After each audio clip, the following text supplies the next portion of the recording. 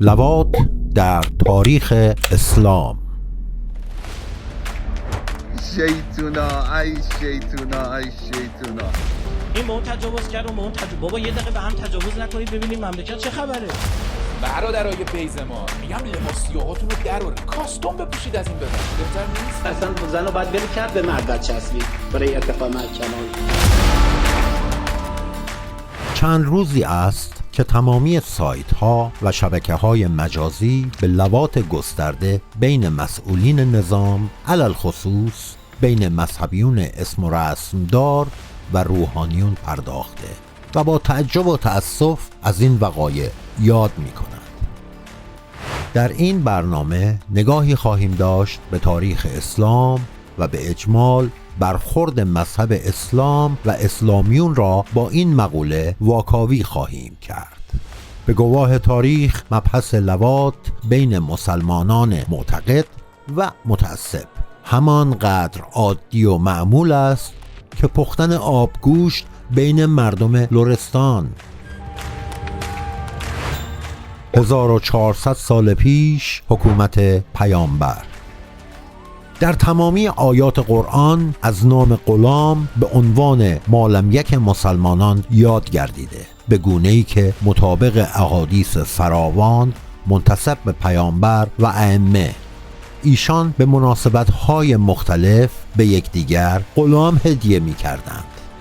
در آن تاریخ غلامان خوش صورت به عنوان یک موهبت و یک پاداش ارزشمند به مؤمنین تلقی شده، به نوعی که پیامبر وعده می‌دهد چنانچه ایمان بیاورید در بهشت غلامان سفید روی به هر تعداد که بخواهید در اختیار شما خواهد بود.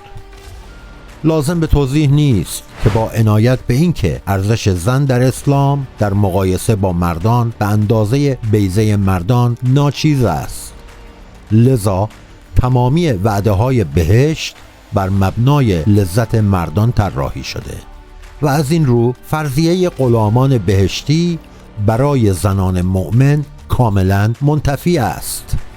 ضمن اینکه مجازات حد و شلاق در قرآن فقط برای زنا منظور گردیده و در هیچ کجای قرآن مجازاتی برای لواط ذکر نشده است. برادرای هیئتی، الان بهترین فرصته که والا به خدا قسم 1300 سال پیش حکومت امویان. در تاریخ امویان به تأسی از فرهنگ قرآنی به کرات از استفاده جنسی از غلامان در دربار خلیفه و سران حکومت برمیخوریم. امویان پیشگامان ایجاد حرم غلامان به جای حرم کنیزان بودند. در اندرونی حرم خلفا تا 100 غلام زیباروی از ایران، سوریه، مصر، شمال عراق و اروپا نگهداری می شدند که وظیفه پذیرایی در میهمانی ها و نیز خدمت رسانی در خوابگاه امرا و بزرگان را به عهده داشتند. این غلامان که همگی در سن کودکی تا نوجوانی 8 تا 14 سال به سر می بردند، به محض ورود به حرم اخته می شدند تا از زایل شدن لطافت صورت و بدن و نرمی صدا به علت بلوغ جنسی جلوگیری نمایند. 700 سال پیش امپراتوری عثمانی. امپراتوری عثمانی به عنوان نماد قدرت، عظمت و توانمندی اسلام به مدت 400 سال بر بخش وسیعی از آسیا و اروپا حکمرانی نمود. این حکومت تمامی مرزهای ارتباط جنسی با کودکان و لواط را در نوردید، به گونه‌ای که پرورش غلام به صورت یک شغل بسیار پولساز و مهم در تمامی ایالتهای تحت حاکمیت در اروپا درآمد. والیان حکومت عثمانی پسر بچه‌های کم سن و سال را از اقوام مختلف اروپا، بلغارها، اسلافها، اهالی کرد و یونان و قبرس و غیره انتخاب کرده و پس از اخته کردن و پرورش در مراکز تربیت غلام به نقاط مختلف به ویژه بازارهای انطاکیه و استانبول میفرستادند. در تمامی سریال‌های تاریخی ترکیه از جمله خرم سلطان و غیره به این مورد به وضوح اشاره می شود.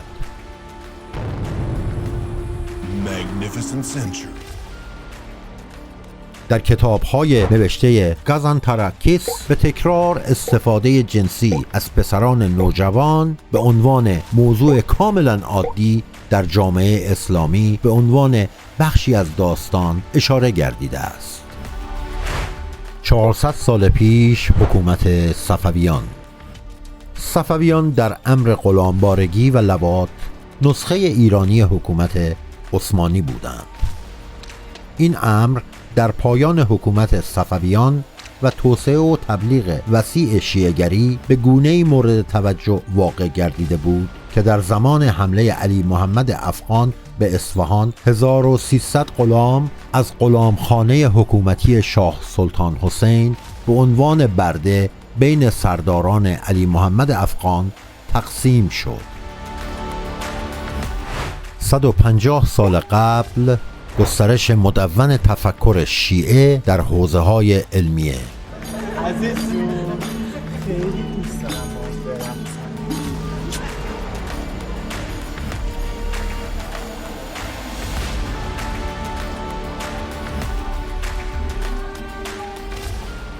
در تمامی متون اسلامی شیعه، رساله تمامی مجتهدین شیعه و تفاسیر روحانیون برجسته اسلامی شیعه، لواط و ارتباط جنسی با کودکان با اسامی مختلف از جمله تفخیذ، رواطی و غیره مجاز شمرده شده و ثواب بیشمار برای این اعمال قید گردیده.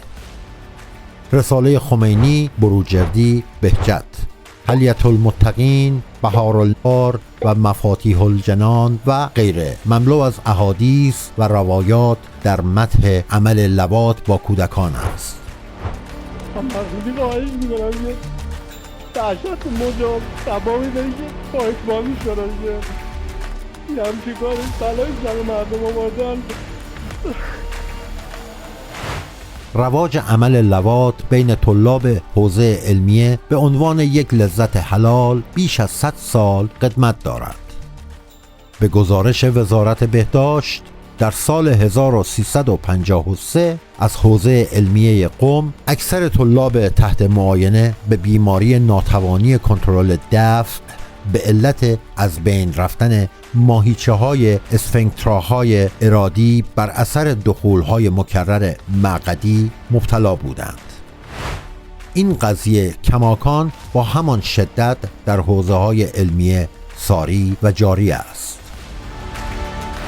واقعه فرار شبانه سلیمان منصور، طلبه جوان اندونزیایی از حوزه علمیه آیت الله صفایی به علت انجام لواط گروهی با وی در سال 1385 بازتابی گسترده داشت که در رواج لواط در بین طلاب حوزه علمیه مهر تأکید می‌زند. گزارشات متعدد از تجاوز قاریان قرآن سرشناس به کودکان و نیز سکوت مطلق رهبری و سایر علما بر گستردگی امر لواط در بین مذهبیون از یک سو و مباح بودن این موضوع در تفکرات آنان از سوی دیگر دلالت دارد. حال با این پیشینه درخشان مسلمانان و شیعیان در لواط، به نظر شما اتفاق غیر معمولی بین مذهبیون لواطکار رخ داده است که دوستان از خبر لواط چند مسئول مذهبی تعجب کرده اند؟ عشق منو با جناقم مثلا لنگه نداره، یکی فشار میاره اون یکی زیر کاره، مثل خانوم خودم بهونه نمیاره توقعی نداره.